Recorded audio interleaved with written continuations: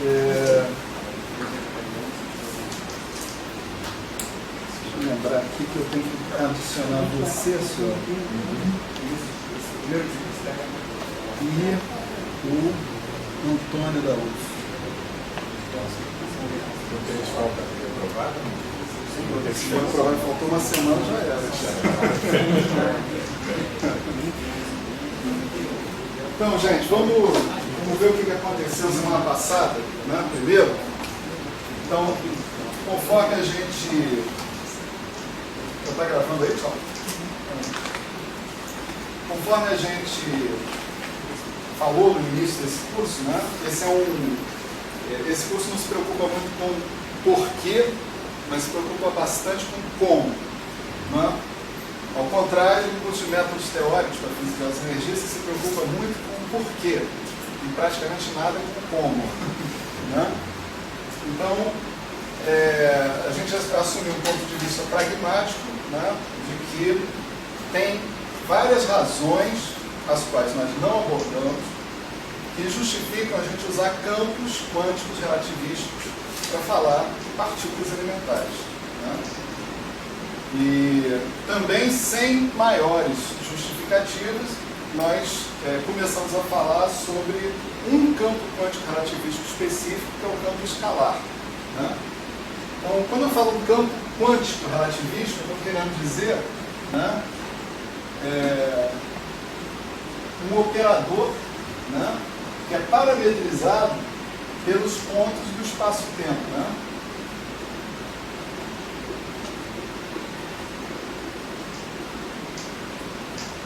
E, na verdade, como a gente viu mais ou menos explicitamente, esse campo quântico relativístico ele é uma distribuição com valores em operadores, toma valores em operadores. Né? Por exemplo, a função delta é uma distribuição que toma valores nos reais, né? Ou nos complexos, aí depende, né, do que você está fazendo. Né? Outras coisas existem que são distribuições que tomam valores em outros corpos possíveis ou em outros espaços possíveis. Tem gente que toma valores numa álgebra de Lie. Né? O que quer dizer toma valores? Quer dizer que o resultado da operação do campo sobre alguma coisa, né, é, no final das contas, um operador, né, sobre uma função teste, vamos dizer assim, é um operador. Então, devido a essa natureza desse cara como distribuição, né, é potencialmente problemático, né, considerar coisas como Φ2, Φ3, Φ4, coisas assim por diante. Tudo isso no mesmo ponto x, né? Φ de x, Φ de x, Φ de x, Φ de x, Φ de x, assim por diante. Potencialmente problemático. Nós optamos por ignorar, né, esses problemas, porque o nosso curso é absolutamente pragmático, né? E só realmente considerar os problemas quando a gente trombar com eles, o que vai acontecer em breve. Né? Tá certo? E aí nós vimos que esses operadores aqui são determinados por um par de coisas, né? São as equações de Heisenberg, que são as mesmas equações de movimento clássicas, né? Que, vamos dizer, que seriam geradas por uma lagrangiana, né? Construída a partir desses campos e de suas derivadas. Né? Então, a mesma equação de movimento clássica, só que para um objeto que não é uma função clássica, sim um operador. Né? E as relações de comutação canônicas. Então, essas duas coisas, equações de Heisenberg e relações de comutação canônicas, nós demos um exemplo explícito, tá certo? Do campo escalar, mostrando que essas duas condições eram capazes de definir completamente quem era esse operador de campo, né? No caso livre, é claro. Né?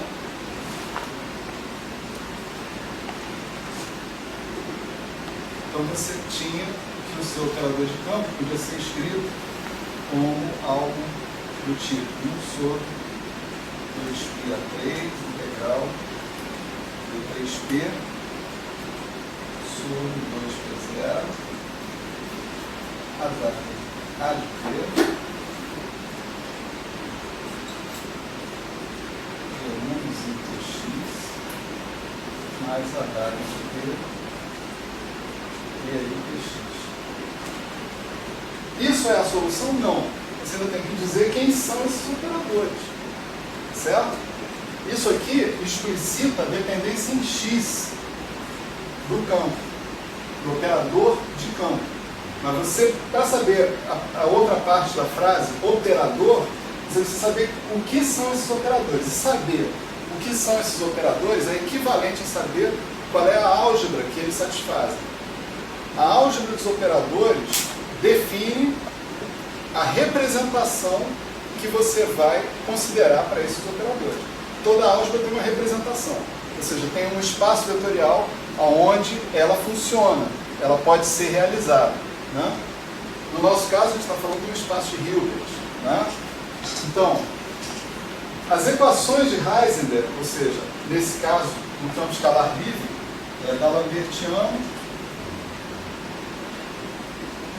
mais N2 φ de x igual a zero. Né? As equações de Heisenberg me dão essa forma. Tem que ser desse jeito. Né? Mas as relações de comutação canônicas completam a determinação do campo.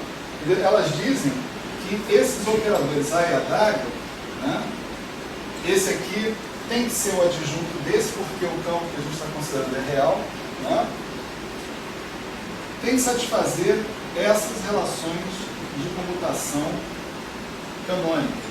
Agora eu vou escrever aqui um monte de coisa que eu não tinha escrito antes.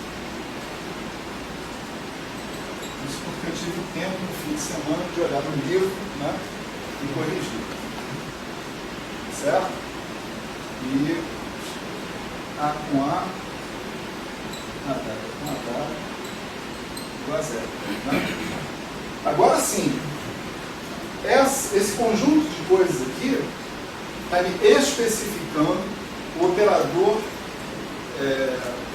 campo quântico relativista. Né?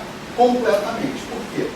Esse cara aqui satisfaz a equação de campo, que é uma equação relativista. Tá certo? Esses caras aqui são operadores que não são quaisquer operadores, mas são operadores que são obrigados a satisfazer essa álgebra. Tá certo? Que é a álgebra dos operadores de criação e aniquilação. A menos um fator de normalização. Né? Tá certo? Então, essa situação aqui é uma situação de quantização de uma teoria livre. Né? Para uma teoria interagente, em princípio, o procedimento é simplesmente, né, você substitui isso daqui por V' de φ, né, ao invés de zero. Né? Onde V de φ era um potencial que você colocasse se dependesse do φ, que fosse uma coisa escalar. Né? A dificuldade é que, para você ter um potencial, você tem que ter uma coisa mais do que quadrática. Uma coisa mais do que quadrática vai gerar, via equações de movimento, coisas quadráticas nas equações de movimento, ou cúbicas, ou quárticas, ou etc. e tal. E coisas quadráticas, cúbicas ou quárticas, além de incorrer desse princípio que está aqui, desse problema, né, incorrem outras questões, em que as equações de movimento, elas não são para funções normais, elas são para operadores. Né? Além do mais, essas equações de movimento são não lineares. Ser não linear significa basicamente isso. A soma de duas soluções não é uma solução. Então, o método que nós empregamos para chegar nessa solução geral já não é válido quando você trata de equações não lineares. Se você descobriu uma solução, você simplesmente descobriu uma solução. E acabou. Né? Você não está falando da solução geral. Né? Que eu saiba, posso estar enganado, não há métodos gerais para obter soluções gerais de equações não lineares. Né? Mesmo que houvesse, a gente tem operadores aqui, o que é um complicador tremendo a mais. Né? Então, isso era apenas para dar uma ideia da dificuldade do problema, que é quantizar uma teoria clássica de campos, vamos dizer assim. Né? e a forma como nós encontramos de proceder, né, de continuar em função desse problema. Nós colocamos a nossa ênfase num objeto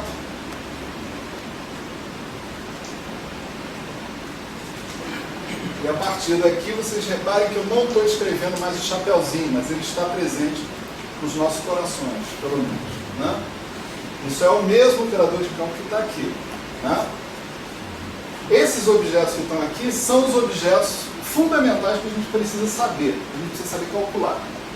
Para calcular um cara desse, eu tenho que resolver as equações de Heisenberg, né? E aí eu calculo aqui um valor esperado, né? Eu sei quem é o operador, eu sei qual é a ação dele em qualquer estado, etc. e tal. Então, em tese, isso pode ser uma tarefa complicada, mas seria uma tarefa factível se eu tivesse a solução. Mas coisa que eu não tenho, em geral, né? Se eu souber essas funções de Green, o que eu sei são os elementos de matriz S. Né? Ou seja, as probabilidades de transição de uma situação onde eu tenho N partículas no início para uma situação onde eu tenho N partículas no final. Tá certo? Essas coisas aqui nós chamamos de funções de Green, né? E elas são os camaradas que nos interessa calcular. Por quê? Porque nós temos uma fórmula que relaciona diretamente essas funções de Green com os elementos de matriz S, com esses objetos que estão aqui. Tá certo? Fórmula essa que eu só apresentei para vocês, mas também não deduzi, eu não sou besta. Né? Não dá tempo. Enfim. Bom, e como que eu faço para calcular as funções de Green, então? Simples, resolve as equações de Heisenberg. Conta outra. Né? Eu não vou resolver a equação de Heisenberg droga nenhuma. Então, vamos fazer outra coisa. Vamos fazer o seguinte, vamos definir um objeto que eu vou chamar de funcional gerador, a partir do qual eu consiga obter essas funções de Green simplesmente fazendo derivadas funcionais em relação ao argumento desse objeto. O argumento desse objeto é uma certa função clássica, J de x, tá certo? E esse objeto a gente viu que a gente podia escrever um objeto que faz esse serviço, cujas derivadas funcionais em relação a J produzem as funções de Green, né? O objeto que faz esse serviço é esse cara aqui, né?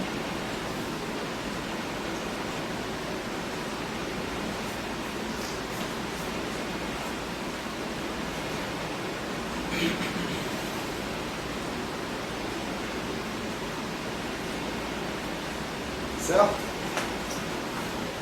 Como é que funciona? Você calcula derivadas funcionais desse cara em relação a J, cada derivada que você calcula em relação a um certo J de x, cai um certo φ de x aqui. Isso aqui é um símbolo de produto temporalmente ordenado, que é o mesmo símbolo que está aqui. Ou seja, quem está associado com tempos menores ao que o primeiro, né? E no final você calcula essas coisas iguais a zero. Então, a fórmula que a gente tem, que relaciona o z com as funções de Green, ela é essa aqui, né?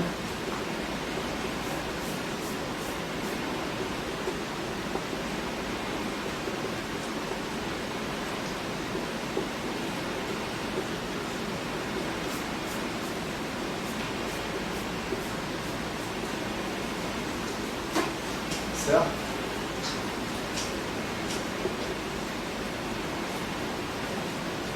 Então tá legal. Bom, e como é que eu faço para calcular o z de j? Muito simples, ó. Resolve a equação de Heisenberg, né? Substitui aqui dentro e calcula o z de j. Mas eu não sei resolver a equação de Heisenberg. Então, fazer o quê? Saiu de 6 e terminou em meia dúzia. Não pode ser diferente disso, né? Porque se fosse muito mais fácil, significava que tinha alguma coisa errada com as equações de Heisenberg, né? Porque lá o problema está parecendo muito mais complicado do que estaria aparecendo aqui, né? Bom, a partir daí, a gente se propôs a fazer o seguinte, né? A encontrar uma equação que esse z de j obedecesse. Uma equação diferencial, né? Então, como o z de j é um funcional, a equação diferencial que esse z de j pode vir a obedecer é uma equação diferencial funcional. certo? Nossa estratégia, então, foi a seguinte. A gente considerou uma coisa, né, desse tipo. D'Alembertiano mais M2 φ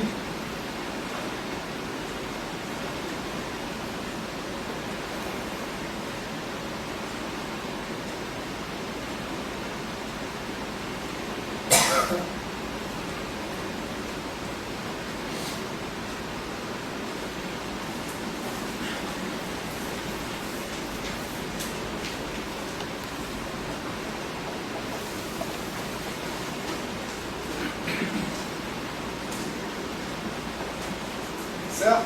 Quer dizer, é o mesmo Z de J, esse pedaço aqui é o mesmo pedaço que estava lá no Z de J, adicionado das equações de movimento, que são as equações de Heisenberg. Portanto, esse negócio aqui é zero. Se eu quero encontrar uma equação, eu preciso de alguma coisa igual a zero. Né? Isso aí é zero porque as equações de Heisenberg, né, implicam que isso aí é zero. Se eu tenho que confiar nas equações de Heisenberg, isso aqui tem que ser zero. As equações de Heisenberg são equações que são satisfeitas pelo operador que é a solução delas. Supondo que eu fiz a solução delas, elas são zero e, portanto, a inserção, esse operador representado pela equação de Heisenberg é zero e, portanto, a inserção dele em qualquer função de correlação, né, vai dar zero também. O que nos aconteceu na semana passada é que a gente conseguiu exprimir essa equação de Heisenberg, né, desculpe, essa relação que a gente tem aqui, com uma equação diferencial funcional. Né? A gente partiu daqui e aí a gente fez o que a gente chama de construção de Simanzi, né? Certo? E a gente chegou à conclusão que o Z de J, essa equação aqui implica, né,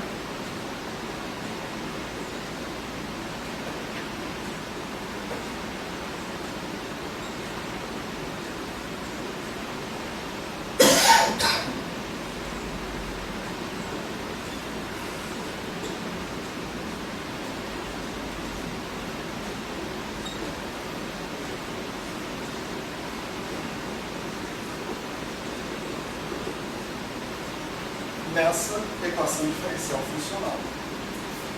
Né?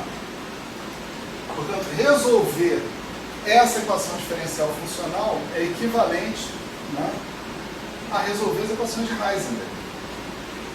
Por quê? Se eu resolver encontrar o Z de J, né, através do Z de J, eu encontro qualquer função de Green que eu queira. Eu tenho um teorema de reconstrução, né, que diz o seguinte: se você souber todas as funções de Green de um operador, quando esse operador comparece, você pode reconstruir o próprio operador. Tá certo? Então, se eu conheço o Z de J, eu conheço, através de derivadas funcionais do Z, toda e qualquer função de Green que eu queira. E se eu conhecer toda e qualquer função de Green que eu queira, isso é equivalente a eu saber quem é o operador φ. Isso tudo, naturalmente, formal. Né? Mas, vamos dizer, essa equação que está aqui pode ser tomada como o análogo para o Z de J das equações do que as equações de Heisenberg são para o φ de x. Tá certo? Essas são as chamadas, né, essa é a chamada equação de Dyson-Schwinger.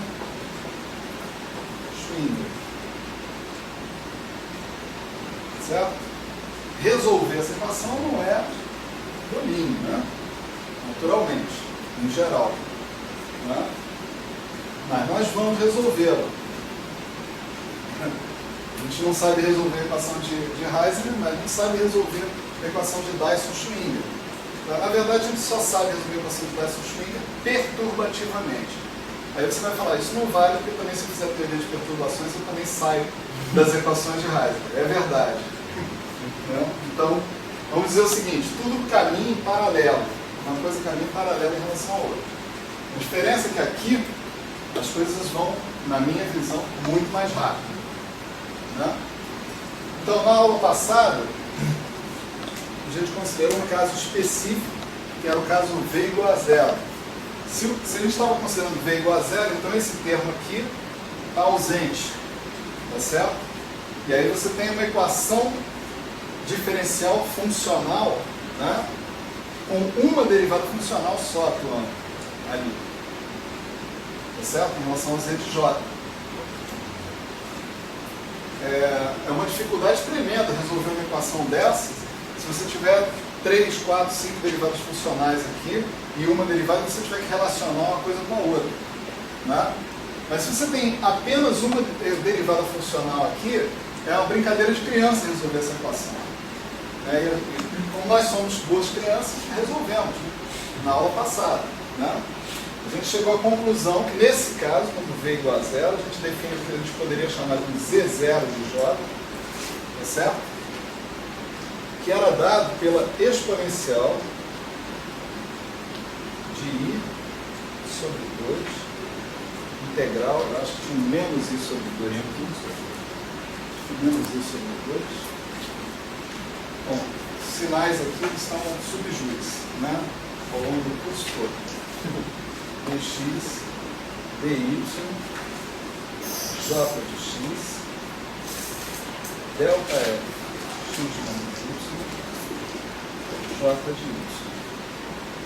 Então, olha só, independente de quem fosse delta f, daqui a pouco nós vamos falar sobre ele, vamos falar muito sobre ele hoje, né?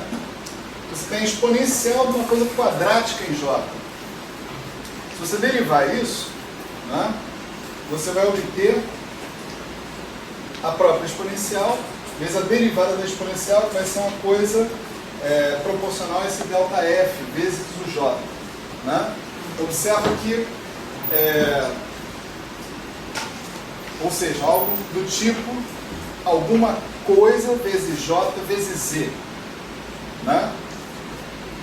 A equação que a gente tem é derivada funcional vezes alguma coisa igual a j vezes z. Então isso aqui tem realmente a cara mais ou menos óbvia, né, da solução. O problema é o tal de alguma coisa que está aqui. Então na aula passada a gente estabeleceu como estratégia isolar essa derivada funcional, deixar ela sozinha nessa equação diferencial funcional.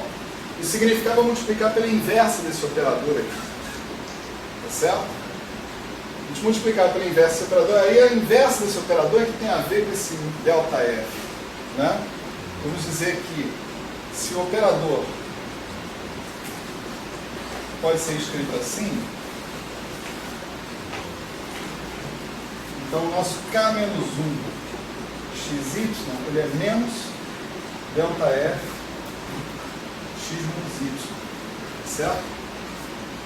Então o delta f que aparece aqui é a inversa, né, do operador que aparece na equação de Dyson-Schwinger. Pausa para reflexão. Que operador é esse? Né? Você vê, esse operador ele está relacionado com o fato de que você está trabalhando com a parte quadrática da sua teoria. Eu fiz V igual a zero. O que sobrou foi a parte quadrática da sua teoria. Então, sempre vai aparecer um certo operador vezes uma derivada funcional. Que operador é esse? Esse operador é o operador que lá na Lagrangiana, né, aparece assim, como φ operador, melhor,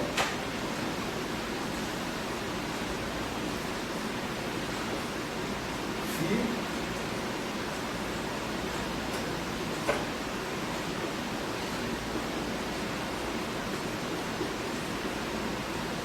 certo? Eu sempre vou poder, eu posso escrever a Lagrangiana que eu tinha originalmente nessa forma, né? Vamos fazer aqui no cantinho. A Lagrangiana original que a gente teve era isso, no meio de dmi menos no meio de m2 φ2. Se eu somar uma derivada total e subtrair, eu posso transformar essa Lagrangiana que está aqui numa coisa assim, 1/2 de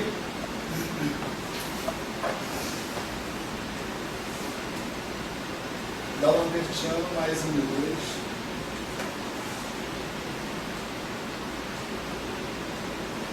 Φ mais dB de alguma coisa. Tá certo? dB de alguma coisa μ, né? São quadros de divergência. A lagrangiana e uma outra lagrangiana que difira dela para uma quadro de divergência conduzem as mesmas equações de movimento. Tá certo? E a gente vai manter a hipótese de que isso continua válido no nível quântico também, que essas duas lagrangianas são equivalentes. Então, ela é equivalente à lagrangiana, que nós vamos escrever como φ d'Alembertiano mais M2Φ. Então você vê, um operador que está aparecendo aqui na equação do Dyson-Schwinger, ele aparece na lagrangiana. Basta você escrever a parte quadrática da lagrangiana, tá certo? Do tipo campo, alguma coisa, campo. Tá certo?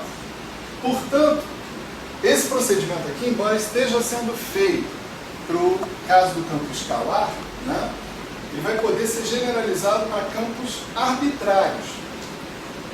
Tá certo? Para campos arbitrários, a parte linear das equações de movimento sempre vai corresponder ao termo quadrático da sua lagrangiana.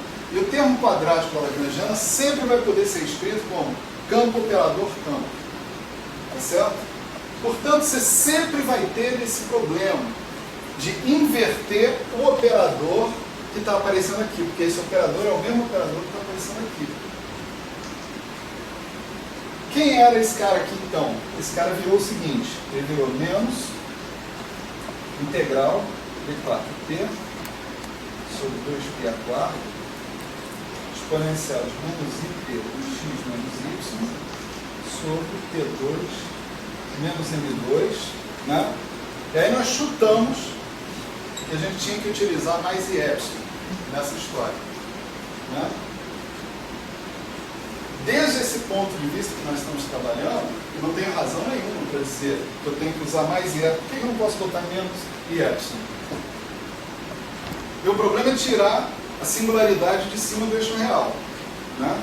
Quando eu vou fazer essa integral no plano complexo. Eu posso tirar com mais i epsilon com menos i epsilon. Por que eu não tiro com menos i epsilon? Eu posso também tomar o valor principal, né? Eu tenho algumas possibilidades para calcular esse cara, né? Mas a possibilidade correta é essa. E por que é essa? Por que tem que ser essa? Esse formalismo que nós estamos seguindo aqui não diz. Não diz. Então agora está na hora de dizer por quê. Certo? Na hora de dizer por quê. Então vamos lá, devagar.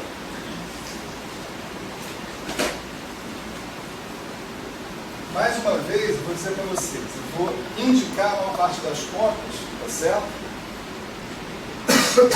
E, eventualmente, coisas com detalhezinhos, tipo, olha, fator tal exponencial, usa frações parciais, não sei o que, eu vou deixar para vocês fazerem por conta própria. Aliás, todo mundo se divertiu com aqueles exercícios que eu mandei, você não recebeu, você não estava na lista também. Né? Eu mandei uma lista de exercícios. Né? Nem você, também não recebeu, você chegou agora também. O resto se divertiu? Não, né? Eles são safados.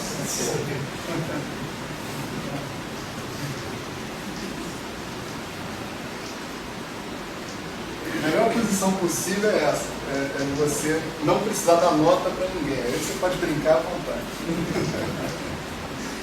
Então, maravilha. Né?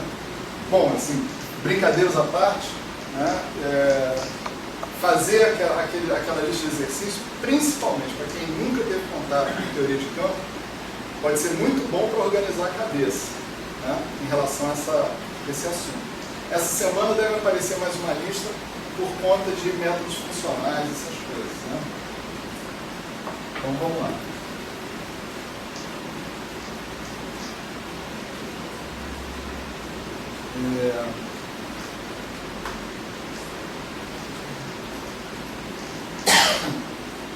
Vamos supor que eu pegue meu Z0, né, que é o funcional gerador associado à teoria com V igual a zero, tá certo? E quero calcular a função de dois pontos, tá certo? A função de dois pontos é esse objeto 0, D, φ de x1, φ de x2, zero. Né? Isso aqui eu obtenho, né? Vou botar um subíndice zero aqui para indicar que a teoria, né, que o contexto dinâmico no qual nós estamos trabalhando é o contexto na teoria livre, né? V igual a zero. Então isso daqui pode ser calculado assim, menos I ao quadrado, D2, Z0 de J, dJ de x1, dJ de x2. E finalmente, calculando isso tudo em J igual a zero. Isso é a nossa receita de bolo, né? Bom, está lá o Z0, é só fazer a conta agora, né? Fazendo aquela conta, o negócio aqui dá o seguinte.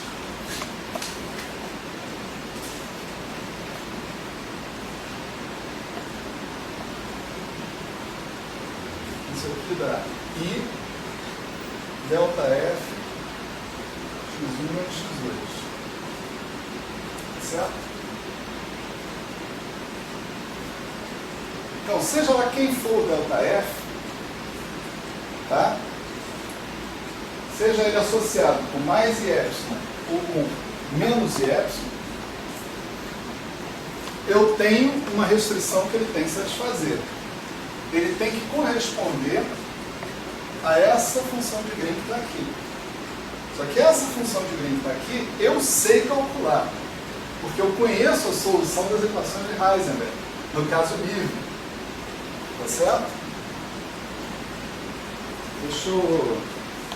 Aqui a gente está numa salada de convenções danada, né? Mas umas convenções compensam as outras. Por exemplo, na lista de exercícios que eu dei para vocês, a expansão do φ, ela está sobre 1 sobre 2p0. Tem um coeficiente global 1 sobre 2p0. Na expressão que eu vou colocar aqui, eu tenho 1 sobre raiz de 2p0. Essa é a convenção do Weinberg. Aí vocês veem que as relações de comutação entre os operadores de criação e aniquilação ganham um 2p0, quando o φ tem 1 sobre 2p0. Então lá, para compensar, a relação de comutação entre A e o adaga ganha um 2p0. Quando você bota raiz de 2p0, as relações de comutação ficam sem nada, ficam mais fáceis. Tá certo? Então tem umas coisas que você ganha de um lado e você perde do outro, desse tipo. Descontando esse problema de notação, que no curso futuro certamente vai ser resolvido, né? Nós vamos usar essa expansão aqui para o φ, para esse φ que aparece aqui, como solução das equações de Heisenberg. Né? Vai usar essa expressão aqui, φ de x integral de 3p sobre 2π a 3 meios. Outra diferença em relação à lista, raiz de 2p0. Na lista 2p elevado a 3. Né? Aqui a gente tem A de P, que é menos I x, mais H de P, que é I x. Então, essa daqui é a solução das equações de Heisenberg. Mais uma vez, eu dizendo para vocês que o A de P com a adaga de P' é igual a delta de P menos P', né? E A com A igual a adaga com a adaga igual a zero, né? Para todos os P's possíveis, né? Então, o que me impede de pegar isso aqui, substituir aqui dentro e fazer a conta? Só a preguiça. Né? A única coisa que pode me impedir. Essa é uma coisa formidável. Né? Eu sou uma pessoa preguiçosa, mas mesmo assim eu falei, não tem jeito, eu vou fazer a conta. Fazer a droga da conta. Vou substituir aqui dentro. Né?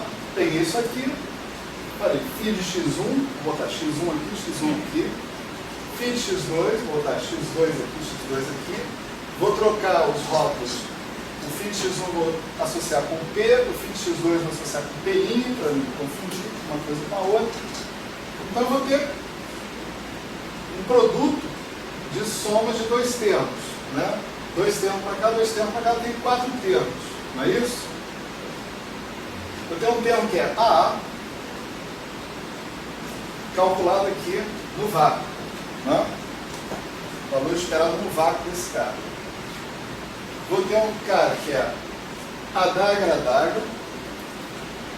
Nenhum desses dois vai contribuir, vocês concordam? Né?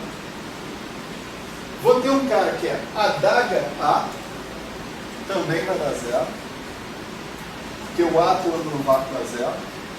E vou ter um único termo desses quatro que vai contribuir, que é A adaga. Vamos dizer, A de P, adaga de P'. Tá certo? Então, quando eu fizer isso aí, né, eu vou fazer mais uma coisa aqui. Eu vou dizer que P, φ de x1, φ de x2 é igual a θ de x1 menos x2, φ de x1, φ de x2, mais θ de x2 menos x1, φ de x2, φ de x1. Certo?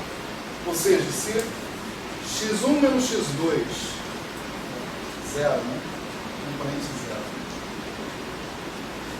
Se o tempo associado com o ponto x2 é menor do que o tempo associado com o ponto x1, né? Então x1 zero menos x2 zero é positivo. Essa aqui é a função degrau, né? Então, se θ de uma coisa positiva é 1. Né? Nesse caso, esse cara menos esse cara é negativo, θ de uma coisa negativa é zero. Então, como x2 zero é menor do x1 zero, então o negócio é φ de x2, φ de x1. Φ de x2 atua primeiro. Se for o contrário, esse aqui dá zero, esse aqui dá diferente de zero, e o negócio é φ de x2, φ de x1. Tá certo? Então, o meu papel de T, né, eu resumo usando essa distribuição específica que é a função degrau, a função step. Né? A gente já sabe que é derivada da delta, etc. Né? Então, no primeiro momento, né,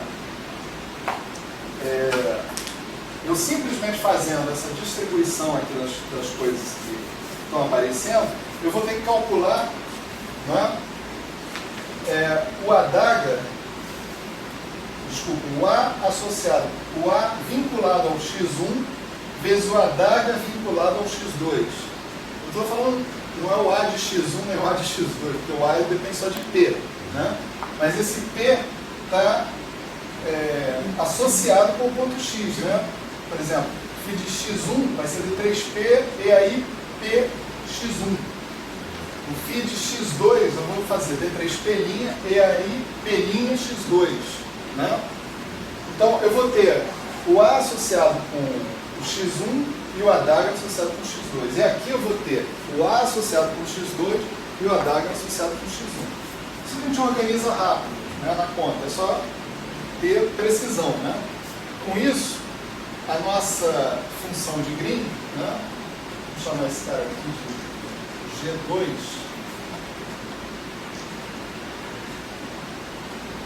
zero, x1, x2, então o nosso G2,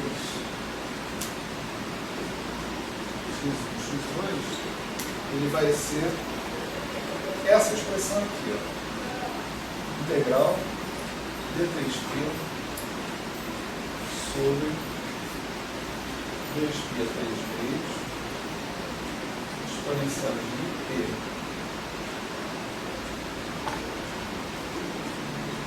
x menos y. Daqui a pouco eu chamo a atenção com os detalhes aqui. Θ, x menos y não. x1 menos x2. Θ, x1 zero menos x2 zero. E menos i ômega de p. x1 zero menos x2 zero. Mais θ, x2 zero menos x1 zero. E aí, ômega de p. x1 zero menos x2 zero. Tudo isso divide por 2 ômega de t. E o que eu estou chamando de ômega de t é raiz quadrada P2 vetor mais M2. Certo? Então, olha só. Aqui eu separei a parte espacial da parte temporal. Porque quem está me mandando separar isso aqui são as funções estéreo. Tá certo? Como eu disse para vocês, é pegar isso aqui e substituir ali, só isso. E vir fazendo a conta, né? Devagarinho. Vocês vão terminar nisso aqui. Tá? Agora aqui que está o pulo do gato.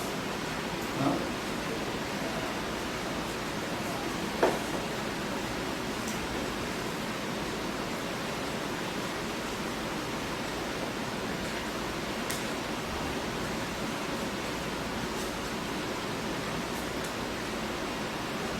O pulo do gato agora é você usar a seguinte representação integral da função estéreo.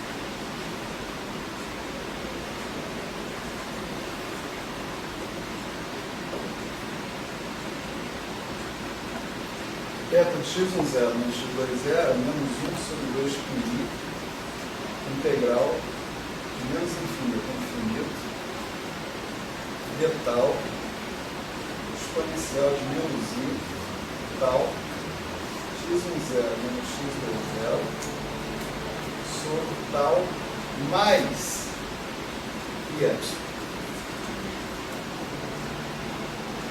Aqui você não tem opção. Se você botar menos i epsilon, não é a função estéreo. Não é a função estéreo. Como é que você calcula isso aqui, né? Você vai procurar, né, um contorno, né, e você vai tirar. Você sabe que se você tiver i epsilon igual a zero, você tem uma singularidade aqui, nesse ponto. E tal igual a zero. Se você botar tal mais i epsilon, então a sua singularidade é em tal igual a menos i epsilon. Tá certo? Aí você vai escolher um contorno, né, que feche por baixo de forma a que essa exponencial seja convergente ao longo desse semicírculo que está aqui. Por quê? Isso eu estou falando agora, estou informando vocês que é um semicírculo de raio R, né? Então isso aqui é menos R, isso aqui é mais R, e no final das contas eu vou tomar o R tendendo a infinito. Não é isso? Se você fechar esse contorno por aqui, né, então a integral é convergente ao longo desse contorno, contanto que x1 zero seja maior do que x2 zero. E aí você tem um menos i, aqui você tem que aqui é imaginário de tal, aqui é real de tal, desculpa, isso também tinha que ser informado, né? Então aqui o eixo imaginário de tal é negativo, é menos i vezes imaginário de tal, aqui você tem menos i vezes o tal, então menos i vezes menos i imaginário de tal, você vai ficar com uma coisa negativa. Uma coisa negativa, quando esse R tende a infinito, vai tender a zero. Então você calculando essa integral pelo teorema de resíduos, como essa parte aqui, ao longo desse contorno, não contribui, a integral vai ficar só a parte do eixo real, que é o que você quer. Que é o que você quer originalmente. E o resíduo desse cara aqui, você pode fazer a conta, vai dar 2πi, como 2πi que está lá do lado de fora vai embora. Ah, tem mais um detalhezinho. Você está fechando no sentido horário. Isso significa que não dá mais 2π, dá menos 2πi. Por isso que aqui tem menos 2πi no jogando. Né? Se você inverter, né, esse cara que está aqui, então você vai ver que para x1 zero maior que x2 zero, você tem que fechar o contorno por cima, porque senão a integral não converge. Esse cara fica negativo, ele anula o negativo desse cara que está aqui. E aí, fechou o contorno por cima, teorema de resíduos vai dizer que a sua integral é zero. Ela é convergente aqui nesse círculo, ela vai para zero nesse círculo, significa que a integral de menos R a R do cara que você queria dá zero. Né? Então, se isso aqui for positivo, essa coisa aqui dá 1. Se isso aqui for negativo, isso aqui dá zero. Isso é a função estética. Isso é uma representação integral da função estética. Ela não funciona, ou ela funciona ao contrário, se você botar menos e epsilon. Tá certo? Então, aqui não tem liberdade. É isso que eu quero dizer para vocês. Né? Não é como aqui que a gente precisava de uma inversa desse operador. Mas uma inversa ainda satisfaz uma equação diferencial que demanda uma condição de contorno. Qual condição de contorno eu tenho que escolher? A maneira como eu estou abordando a minha teoria não me conduz a essa condição de contorno naturalmente. Está claro isso? Então eu fico na dúvida se eu boto mais ou menos e epsilon aqui. Eu tenho que botar um dos dois e ver lá na frente se vai dar certo ou não. Então eu não preciso olhar tão lá na frente. Vou olhar agora. Né? Quando eu calculo a função de 2 pontos, agora eu substituo essas funções step que estão aparecendo aqui pela sua representação integral. Tá certo? E acontecem coisas maravilhosas.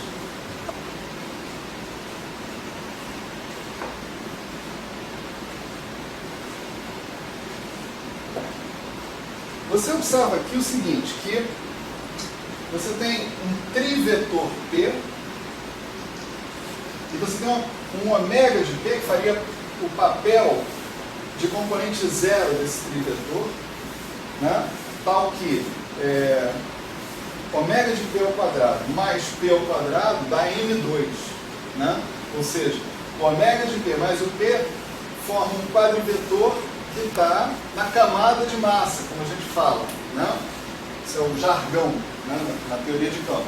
Significa que você tem um momento físico, um momento tal que o quadrado do quadrivetor dá a massa da partícula. Tá certo? Então você pode ainda pensar, eu tenho um momento que a parte espacial é arbitrária, tudo bem, mas a parte temporal não é arbitrária, ela é relacionada com a parte espacial por esse cara que está aqui. Agora vamos fazer o seguinte, vamos pegar isso daqui e substituir aqui, tá certo? Vamos fazer a integral que a gente vai terminar vai ser a seguinte, G2, X1, X2 vai ser menos I integral de 3P de tal sobre 2π a quarta exponencial de I continua P escalar x1 menos x2 sobre 2 ômega de P. E aqui tem isso aqui, ó, exponencial de menos I ômega de P mais tal x1 zero menos x2 zero mais exponencial de I ômega de P mais tal x1 zero menos x2 zero menos I mais I. Né? Tudo isso agora está dividido por tal mais I epsilon. Certo? Nessa integral que está aqui, agora, eu faço uma mudança de variáveis. Eu defino uma variável que não apareceu até agora, que eu vou chamar de P0, que é tal mais ômega de P. Quem é tal? Tal é esse maluco aqui, arbitrário. Né? Tal não tem compromisso com ninguém. O ômega de P está vinculado ao P vetor, mas o tal não. Portanto, já que o tal não tem compromisso com ninguém, o P0 também não tem compromisso com ninguém. Tá certo?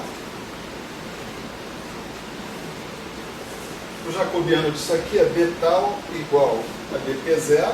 Né? Se eu tenho uma integral em D tal, não tem integral em D ômega de P. D ômega de P é a função das variáveis espaciais. Né? E aí o que acontece?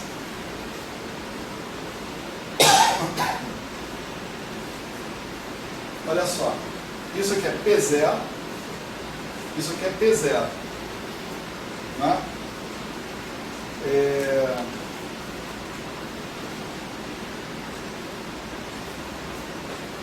Nessa integral que está aqui, em P0, eu troco P0 por menos P0, de modo que esse sinal aqui inverte. Vamos dizer assim, deixa eu ver se é isso mesmo, é isso mesmo. Né? Quando esse sinal aqui inverter, eu posso fatorizar essas duas exponenciais. Né? E aí eu posso juntar com essa daqui para montar um produto escalar quadridimensional. Né? Então eu vou fazer isso. Isso aqui vai ser I integral. Agora eu vou chamar de D4P a integral D3P, não D tal, mas DP0.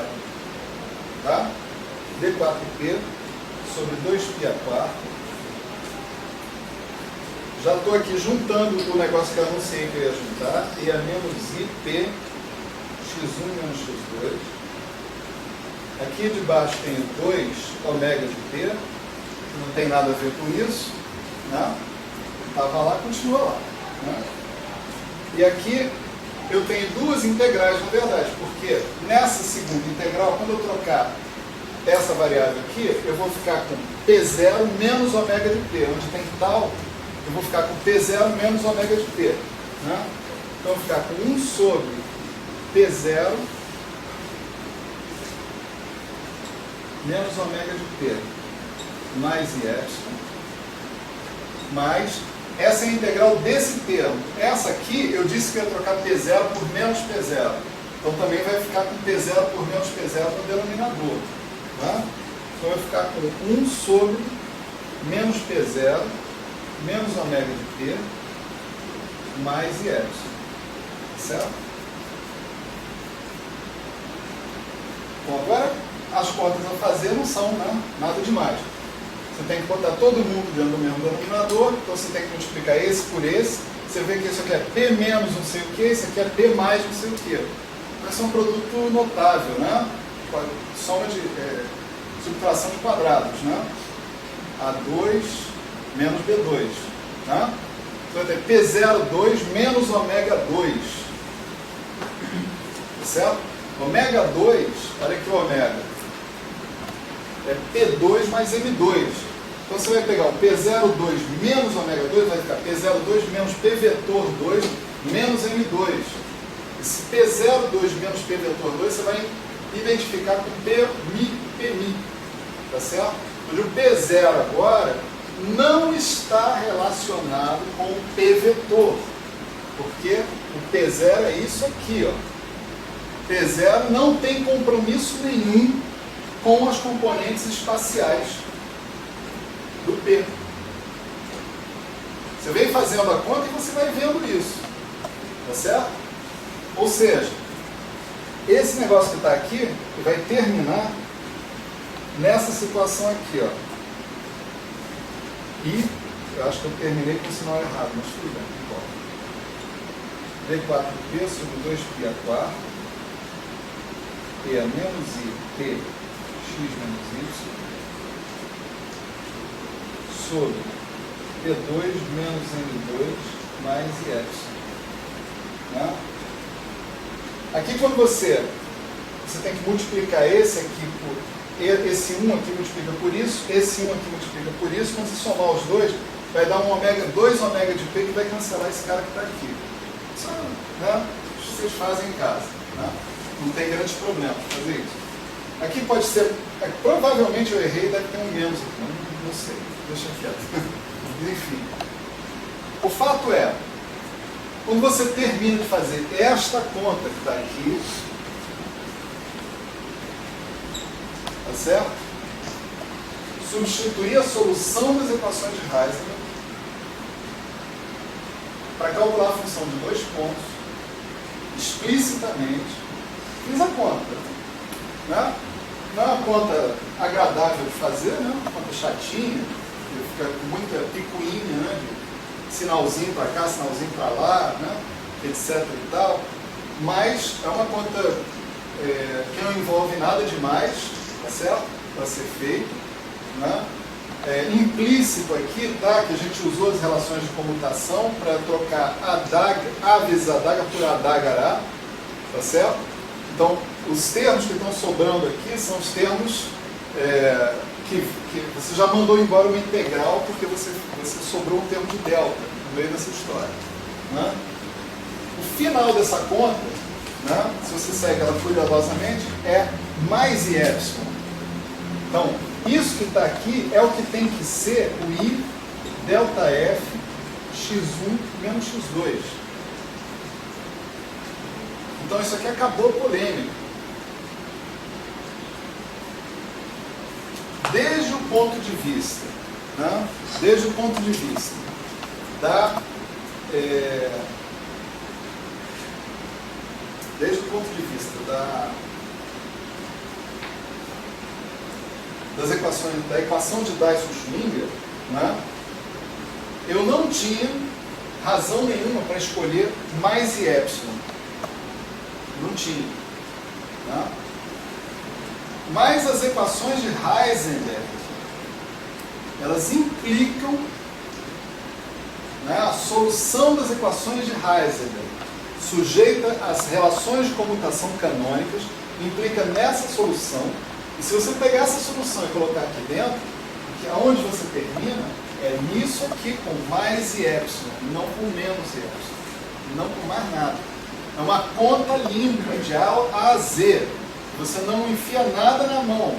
Né? O máximo que eu estou enfiando aqui é uma representação integral da função step, mas eu tenho o direito de fazer isso. Essa representação integral está mais que bem definida. Tá certo?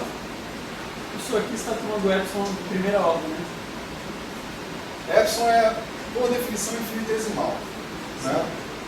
Aqui, né, inclusive. Né? É uma coisa pequena que você coloca só para tirar a sua singularidade do eixo real, que você vai fazer a zero no final da sua conta. Então o termo quadrático que aparece no epsilon você viu que... Vai embora, com certeza. Vai aparecer um termo quadrático em epsilon aqui que você esquece. Né? Principalmente se ele aparecer em cima. Né? Se ele aparecer em cima. Se ele aparecer embaixo, o que ele vai fazer? Ele vai pegar aquele polo que estava naquele lugar do eixo real e vai trazer mais para cá ou mais para lá. Né?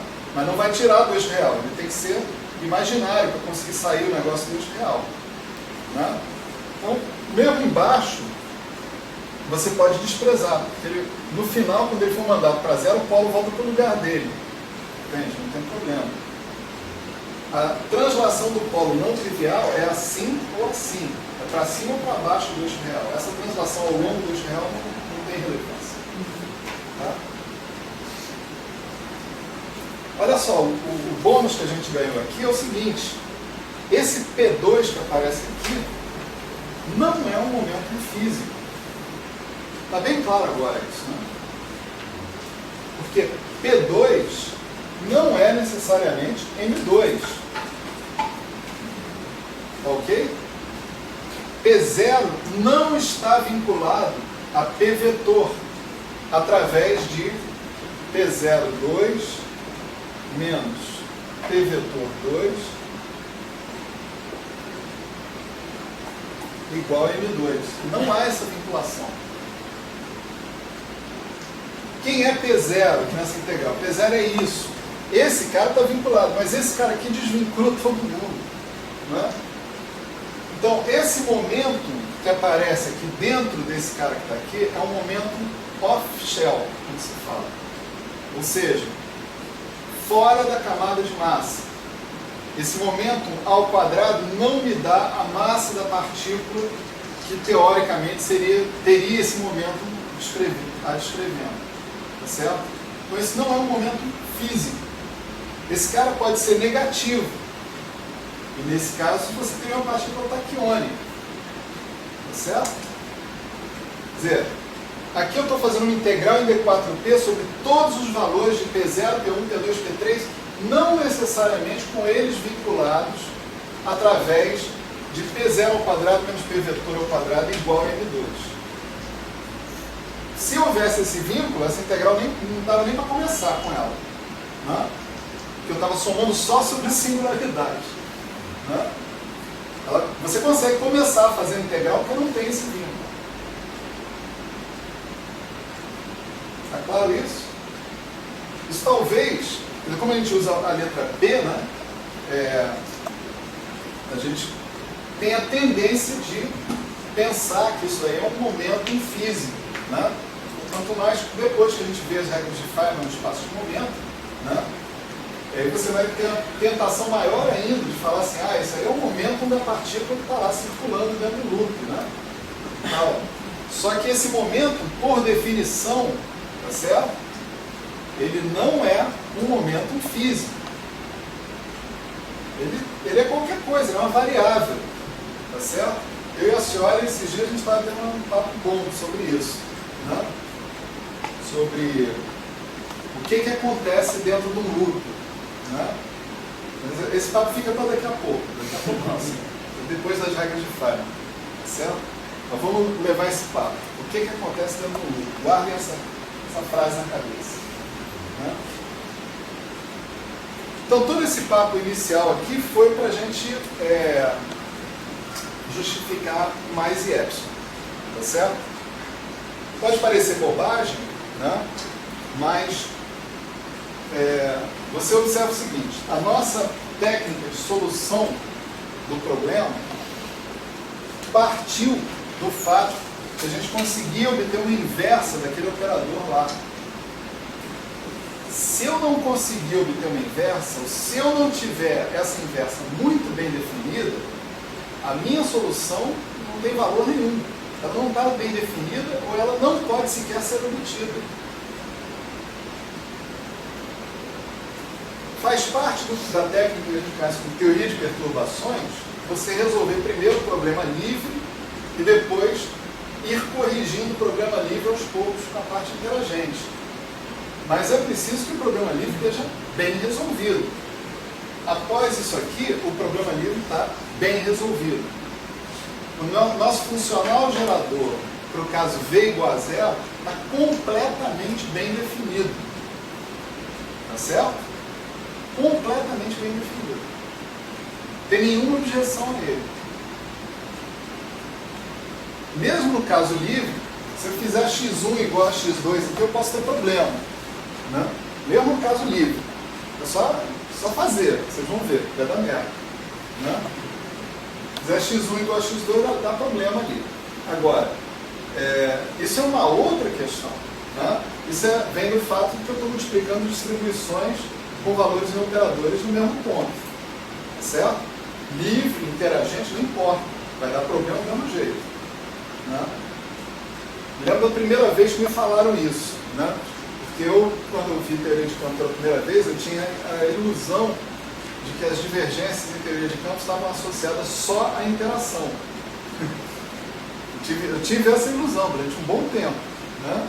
Não tem interação, não tem divergência. Eu estava assistindo um curso do Claude Decalan. Claude Decalan, um francês, axiomático. Estava trabalhando com teoria axiomática de campo. Ele deu um curso sobre renormalização. Bons tempos aqueles, né? Certo? O cara chegou aqui e falou de renormalização do início ao fim. Atenção, tá certo? Até uma apostila dessa idade aqui, ó, né? que ele deixou aí de herança, está em algum lugar lá na minha sala.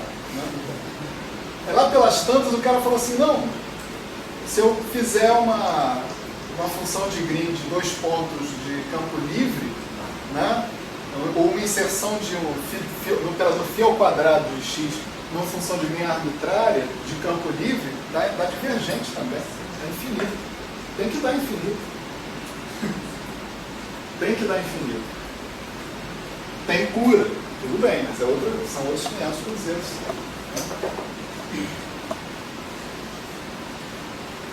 Legal. Então, nada melhor do que a gente ter pelo menos o ponto de partida bem definido. O ponto de chegada é outra coisa. O ponto de chegada só Deus sabe como é que vai dar esse negócio.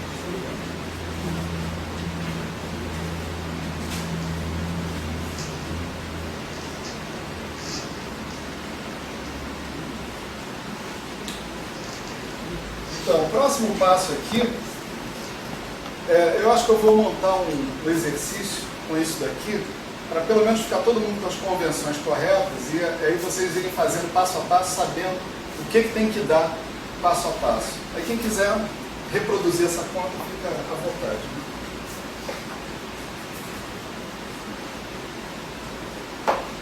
Essa conta deve estar em algum lugar por aí, só que honestamente eu nunca vi. Nunca vi, não tem nenhum livro isso. Né? Professor foda. Mas isso deve estar em algum lugar, não é possível. Bom, e como é que a gente faz para trabalhar agora em V diferente de zero? Né? V diferente de zero só nos resta um ansatz. Né? Resta um ansatz. A gente tem, né, problema não linear, etc. e tal. O que a gente vai fazer? Fazer um ansatz. Né? Tem que propor uma coisa. Então, nossa proposta vai ser a seguinte. Quer dizer que o meu Z de J, o cara que satisfaz as equações de Dyson-Schwinger, né, interagentes, ele é dessa forma. 1 sobre N, exponencial, menos I, integral, vamos chamar de D4 de Y, F, menos I, dj de Y, atuando em Z0 de J, certo? Então tem um fator que eu espero que se reduza a identidade, ou portanto que esse F vá para zero, quando o V vai para zero, tem que ter uma relação entre o F e o V, tá certo? Mas tem esse fator, que é um fator envolvendo derivados funcionais em relação a J, aplicado em cima do Z0 de J. Certo? Bom, o que eu tenho que fazer? Eu tenho que substituir isso lá nas equações de Dyson-Schwinger e ver se eu tenho alguma condição, né, que esse F tem que satisfazer como função do V. Né? Então, antes de fazer isso, é conveniente a gente notar o seguinte. Né? Bom, antes de fazer isso, vamos escrever as equações de Dyson-Schwinger, propriamente ditas. Né? As equações de Dyson-Schwinger são essas aqui.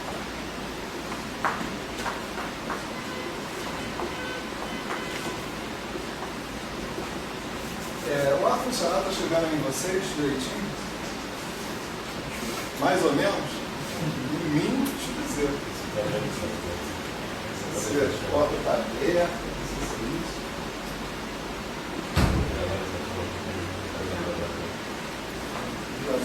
não deve ser culpa da porta. A gente tem que deixar isso ligado mais cedo, né? Coisa convergir. Então, as equações de Dyson-Schwinger são isso aqui, né? Mais V1 menos I dj menos J de x